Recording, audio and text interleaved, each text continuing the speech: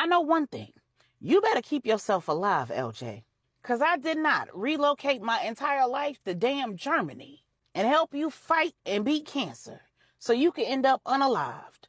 You know good and darn well I will tear up all the concrete in North America behind you. This is Bedtime Stories, Grownup Edition, Genesis, Bonus Episode 1, Part 1. When Q had explained to all of the fellas that increased security had become necessary at the family complex in Denton and that all of the children would need to be homeschooled, one-on-one conversations with each family were still necessary, and that was left to the matriarch of the St. James family. Since Maribel wanted no parts of the Queen Mother, it was left to Angela to give Donovan and Maribel just enough information to ensure that they had a clear understanding of what they needed to do to keep themselves and their children safe. Thankfully, neither Maribel nor Donovan required a whole lot of details. As the daughter of the Lopez family kingpin, Maribel knew all too well what was required of the family members who were not a part of the life anytime one or more of the families were at war. And Donovan had enough experience with his 2 children being in danger in the Dominican Republic at the hands of the Ramirez family to know better than to take any of this lightly. So the issue for them wasn't the security that would be needed at home or at their places of business. And it definitely wasn't the need to have security go with them everywhere they went,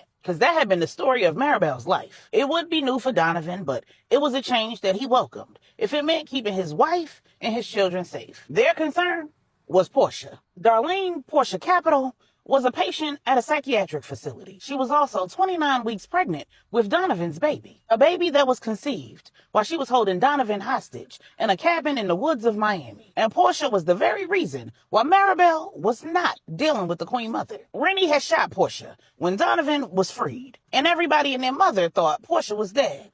Everybody except the Queen Mother. The doctor that the Queen Mother had called to the scene of the shooting had miraculously been able to save Portia's life, and the Queen Mother had kept that detail to herself. When Portia was on the mend, she had Portia transferred to the treatment facility in Texas, where Portia and Donovan had initially met. While Donovan and Portia were held up in that cabin, a cabin that was surrounded on the outside and filled on the inside with things that go boom, Donovan, who newly found Christ himself, somehow managed to lead Portia to Christ and help her find a reason to continue living, because she was absolutely willing to take Donovan out and go with him. She'd gone through all of that in an effort to get a baby, and Donovan obliged. But first, he contacted his lawyer and had that lawyer draw up a legally binding contract that laid out stipulations for both Donovan and Portia that would be in the best interest of their child and were intended to keep Portia from going off the deep end. If she did, there'd be consequences. Donovan even got Portia her own lawyer to ensure that the contract was completely on the up and up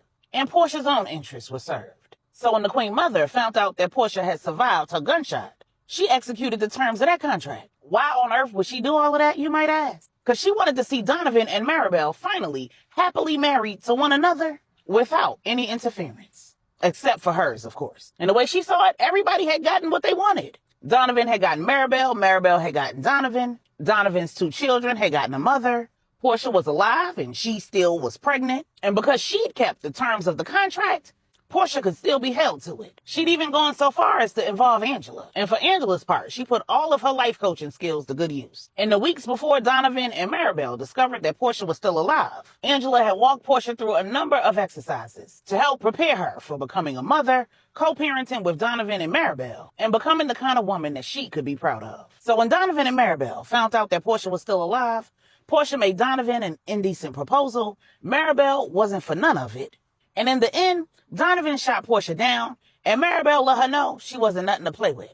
Portia and Maribel had already had a run-in. Before Donovan became Portia's victim, Maribel had been Portia's victim. Portia had attacked Maribel while she was in the shower after she performed a cesarean section on a woman that Portia had befriended, solely so that she could get her hands on Maribel. And Maribel had gave her behind the business, booty butt naked, wet, and covered in soap. So she made it clear to Portia that if she could do that kind of damage, completely caught unaware and at a disadvantage, imagine what she could do. Fully clothed, flat-footed, and pissed off. In the end, Portia decided she ain't want none of them problems. The concern now, though, was that if the International Trafficking Organization approached Portia with a deal she couldn't refuse because she believed that it would get her what she wanted most, Donovan, she would not refuse it, and that would put everybody in danger. Angela said, I almost wish that the Queen Mother would have had Portia moved to that international treatment facility where I had Rennie placed, and then this wouldn't even be a concern. Donovan said, yeah, but that would definitely have not been within the terms of the contract, and who knows what kind of mess Portia would have pulled. Maribel said, that's all water under the bridge, because it's too late to move her now. She's almost 30 weeks pregnant. Speaking of which, Angela, I'm going to have to sit you down soon. Angela said, that's a conversation for another day, Maribel. Maribel was Angela's OBGYN. Maribel had tried to quit and Angela had tried to fire her, but when the dust settled on the whole situation with Portia and Angela's role in keeping Portia hidden, the cousins made up and Maribel went back to her duties. Angela said, I'm going to need you all's help on this because we can't go to the administration at the facility and tell them anything about what's going on right now. I know that all of the staff there have been background checked, but there's absolutely nothing to stop them from hiring someone connected with the trafficking organization. You all remember what happened with the gardener over at Melissa's school.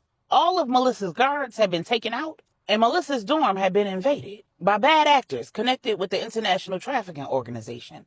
All because the gardener had retired and the light had hired a gardener who managed to pass the background check. But he was on the international trafficking organization's payroll because like everyone else they employed, he had skeletons in his closet. Maribel said, and telling Portia anything is definitely not an option because she'd just see it as an opportunity. Angela said, well, we have to tell her something because we can't just assume that they would approach her solely as a means to get access to you all. We have to accept that it's a real possibility that they might try to do harm to her or even use her as collateral to draw you out. Anyone who knows you knows how you feel about your children, Donovan. Donovan said, I don't like nothing about this. If she didn't really need serious mental health assistance, I'd bring her here. Maribel said, where?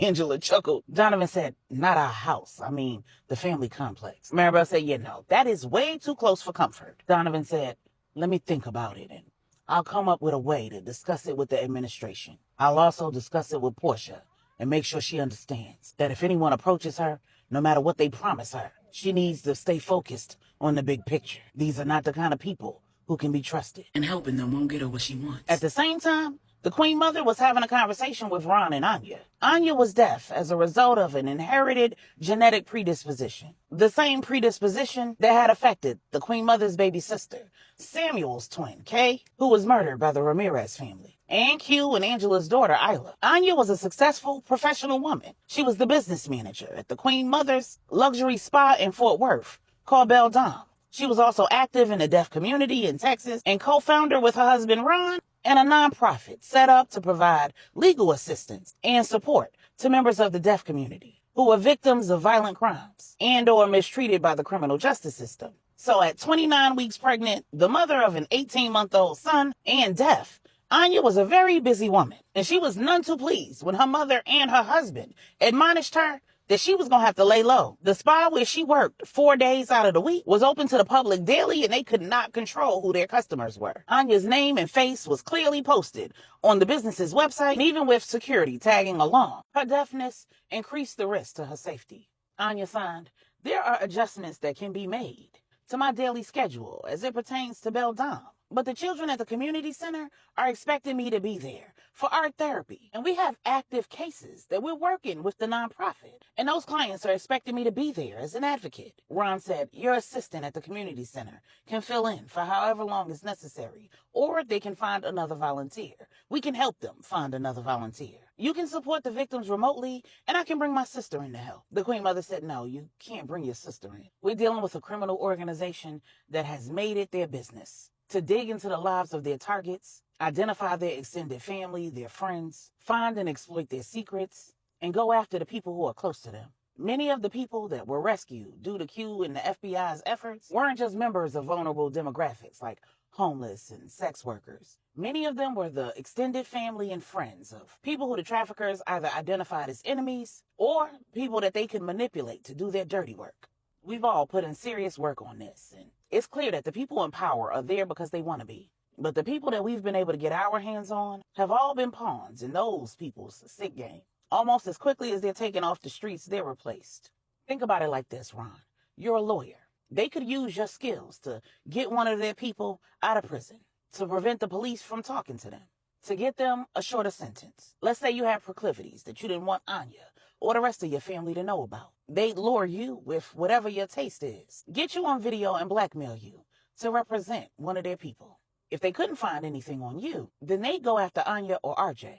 And their preference is not to kidnap them and hold them until they get you to do their bidding. Instead, they'd use them as the bait for some other sick bastards. They'd see them as commodities. And Anya just shivered because that was scary as hell. Anya had already been victimized. That was the reason why she wanted to start the nonprofit. Defending her is what earned her brother Q the moniker Killer Q. And it was the impetus for Big Wood becoming a finisher for the Baptiste family. Q and his 3 closest friends put in major work as teenage boys. Work that ended up with one of their best friends, Stretch, deceased, and their closest friend, Tough, doing life in prison without parole. They turned the streets of Bed-Stuy, Brooklyn, red behind Anya. And Anya knew that her family was coming with the big guns behind her and her son. So hearing that, she immediately stopped all protests concerning her work at Bedtime, the community center, and the nonprofit. Just the idea of potentially being a victim again, or God forbid her son being a victim,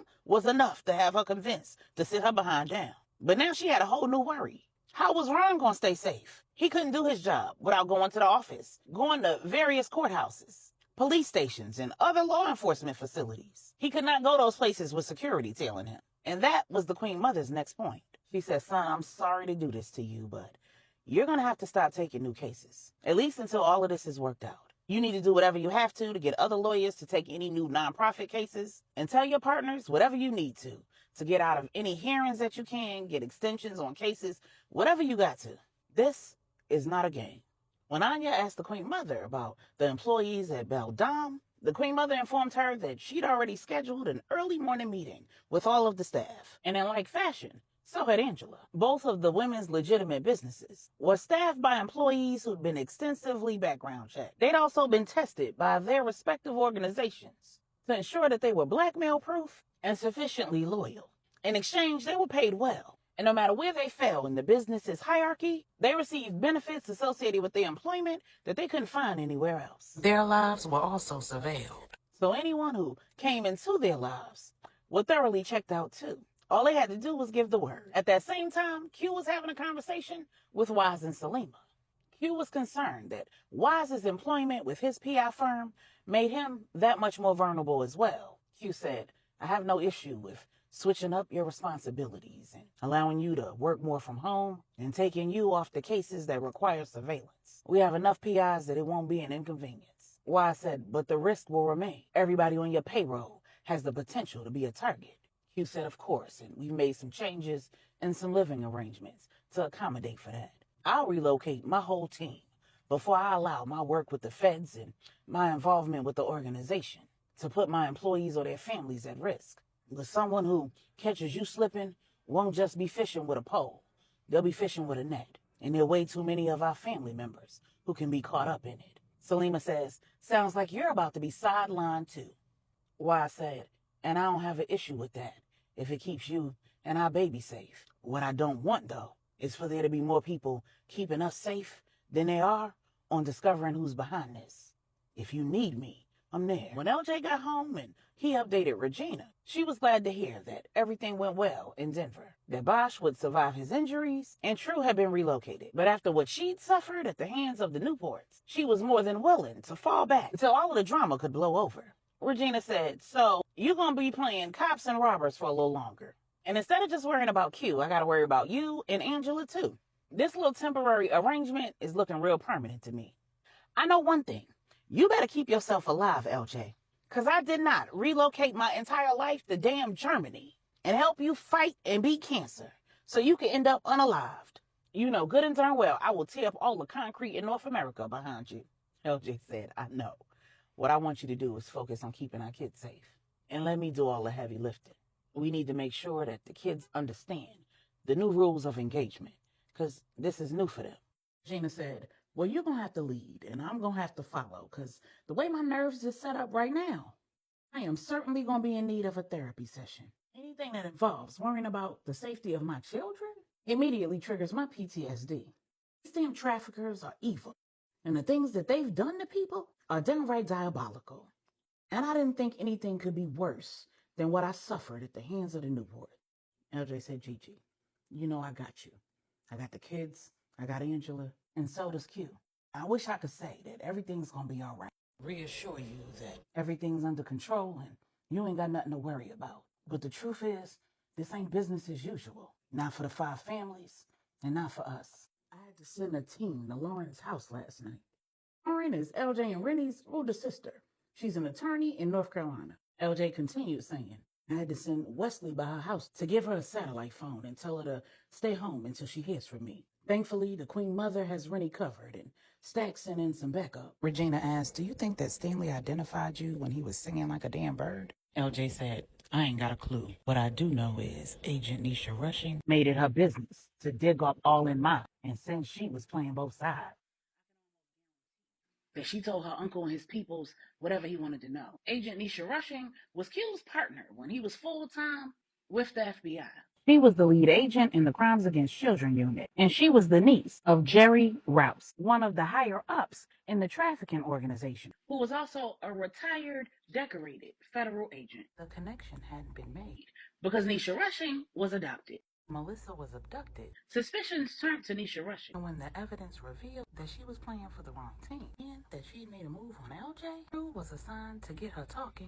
After Regina put them paws on her, Agent Rushing was now a memory. And Jerry Rouse was in Fed custody. He would never see the light of day again, but he was refusing to snitch. So the list of reasons why the trafficking organization was coming after Q and everyone connected to him was getting longer and longer. And LJ was concerned, legitimately so. They would not continue to be blessed, lucky, whatever you want to call it, as far as interfering and interrupting the trafficking organization's plans. Because as long as there were people with evil hearts and habits, there would always be somebody the traffickers could put to work. Why, in Puerto Rico, Emmanuel Manny Lopez was updating Stephanie and CT. Manny said, listen, Corey, Angela has a team on your cousin Tanya and her family, and the feds have men on your family in North Carolina. I get that you have work to do here with your new church, but you're going to have to play this estate real close. This is my island. There aren't too many people on my turf who are willing to take the chance of crossing me.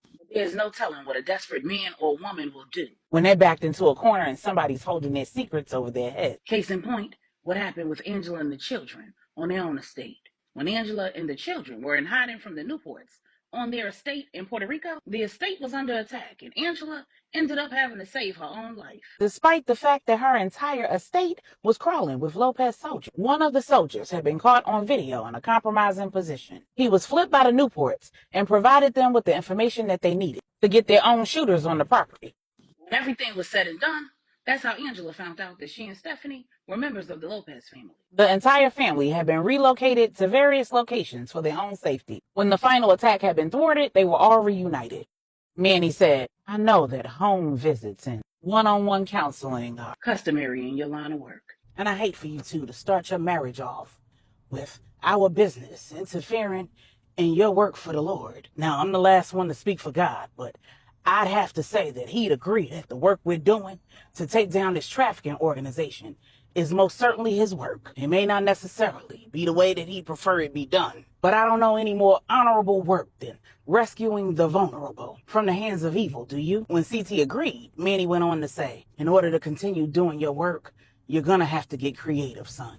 And I'm willing to help you do that. When you put in the bid to become the pastor, you also agreed to take on expenses associated with making improvements to the facilities, adding on to the property, and growing the church community. And I want to help you do that and keep you, your family, and mine safe at the same time. Obviously, you can't tell the church that there's a threat, and you can't lie to them either. What we can do is start up the construction projects that will make it unsafe and inconvenient for services and programs to be held on church ground.